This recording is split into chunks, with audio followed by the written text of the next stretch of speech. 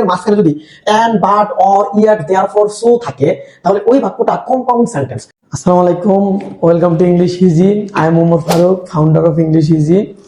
Basic to SSC English সিরিজের আজকের আলোচ্য বিষয় হচ্ছে বোর্ড কোশ্চেন সলভ চেঞ্জিং সেন্টেন্সের। আমরা চেঞ্জিং সেন্টেন্সের বোর্ড কোশ্চেন সলভ এবং প্রতিটা টপিকের বোর্ড কোশ্চেন সলভ করব।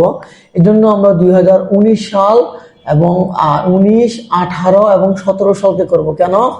তার পরবর্তী যে বোর্ডগুলা, এই বোর্ডগুলা আমাদের শর্ট সিলেবাসে প্রশ্ন করা হয়েছে। এই জন্য আমরা এইগুলো হচ্ছে আমাদের ফুল সিলেবাস ছিল, যেহেতু এইচএসসি 26, 27 এবং তার পরবর্তীতে ফুল সিলেবাস, সেহেতু আমরা 2018, 19, 17 করব।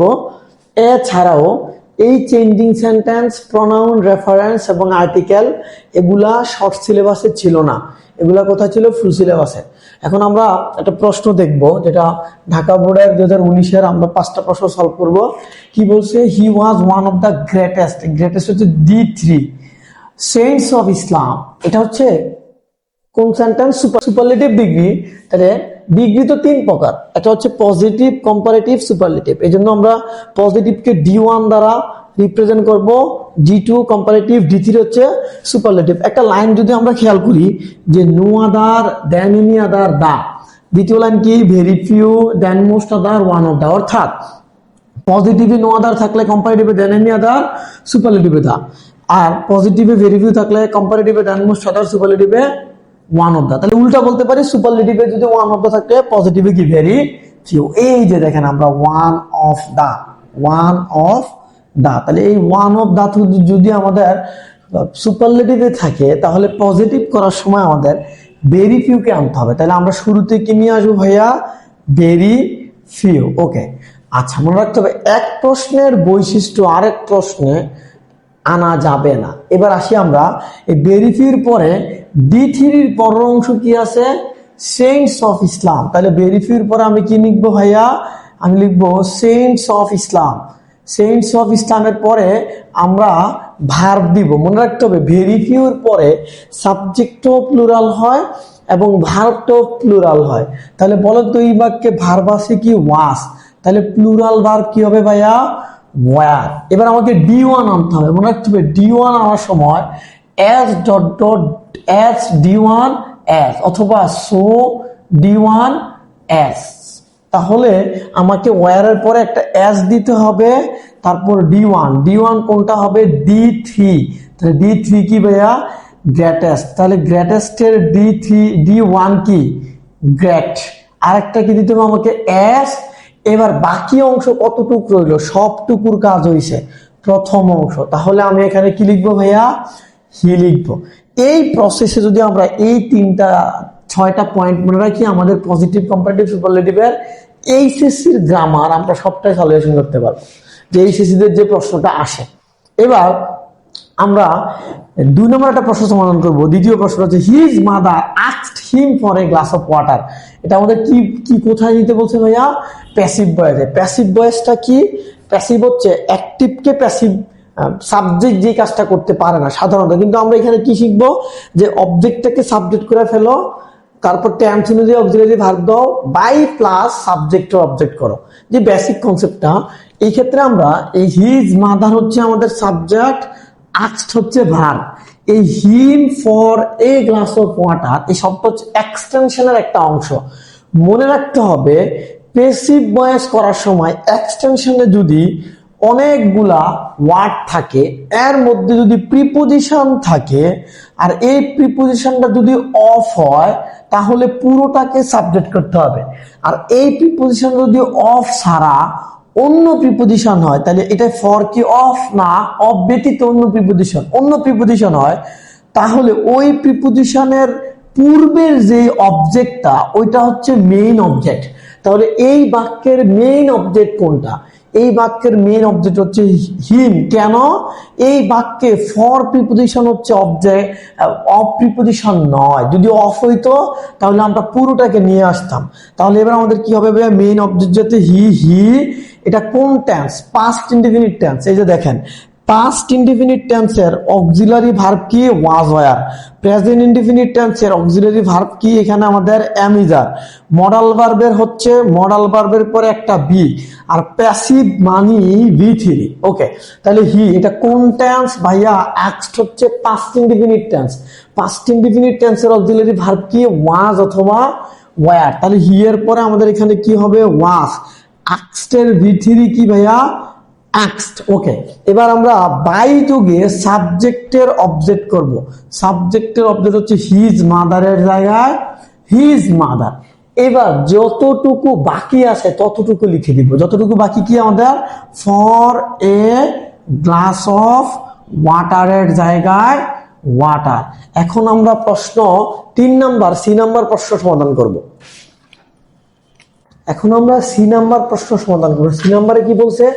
There was no drinking water in the house, so we went to fetch. He went to fetch it. Fetch মানে আনয়ন করা, মনে রাখতে হবে, আনয়ন করা বা নিয়ে আসা। আচ্ছা, এইবার আমরা এই প্রশ্নটা যদি সমাধান করি, এই প্রশ্নটা কিসে আছে ভাইয়া? প্রশ্নটা কম্পাউন্ডে আছে। কিভাবে বলছি? সো দেখে মনে রাখতে হবে, কোনো বাক্যের মাঝখানে যদি and but or yet therefore so থাকে তাহলে ওই বাক্যটা কম্পাউন্ড সেন্টেন্স। এবার কম্পাউন্ড থেকে আমাদেরকে কোথায় যেতে বলছে ভাইয়া? কমপ্লেক্সে। মনে রাখতে হবে, এক বাক্য থেকে আরেক বাক্যে রূপান্তর করার সময় ওই বাক্যের বৈশিষ্ট্যটা বাদ যায়। তাহলে আমাদের এই সো কি থাকবে না, এই সো বাদ যাবে। বাদ গেলে এটা একটু অর্থের সাথে মিলাইতে হয়। তাহলে সিন কমপ্লেক্স মানে কি? কমপ্লেক্স হচ্ছে as, since, because, if, unless, when ইত্যাদি যুক্ত থাকলে কমপ্লেক্স সেন্টেন্স। এক্ষেত্রে আমাদের প্রিন্সিপাল ক্লজ, সাবঅর্ডিনেট ক্লজ এবং কোঅর্ডিনেট ক্লজের আলোচনা আছে। এগুলো আসলে খুবই বিস্তারিত জানার বিষয়। এখন আমাদের এই প্রশ্নের জন্য কি দরকার? এই প্রশ্নের সো আছে, এই জন্য আমরা অ্যাজ, সিন্স, বিকজ এর অ্যাজটা ব্যবহার করবো সেটা। তাহলে অ্যাজ একদম সহজ, there was no drinking water, drinking water in the house. এই বাড়িতে কোনো, যেহেতু এই বাড়িতে পান করার মতো কোনো পানি নেই, সেহেতু সে পানি আনতে গিয়েছিল। তাহলে এই সো বাদ যাবে। কেন? এই সো হচ্ছে আমাদের কম্পাউন্ডের বৈশিষ্ট্য। তাহলে আমরা কি লিখবো? হি ওয়েন্ট টু ফ্যাচ ইট, ফ্যাচ ইট। শেষ। 3 নাম্বার। বি নাম্বারে কি বলছে? বি নাম্বারে বলছে when he came back he found his mother sleeping। যেহেতু as, since, because, when, if, unless ইত্যাদি থাকলে ওই বাক্যটা হচ্ছে কমপ্লেক্স। তাহলে আমাকে এই বাক্যটা কোথায় নিতে হবে ভাইয়া? কম্পাউন্ডে নিতে হবে। কম্পাউন্ডে নেওয়ার জন্য কি করতে হবে? কম্পাউন্ডে নেওয়ার জন্য কমপ্লেক্সের যে বৈশিষ্ট্য when, এটাকে বাদ দিতে হবে। বাদ দেওয়ার পরে আমরা বাকি থাকে কি? হি কেম ব্যাক।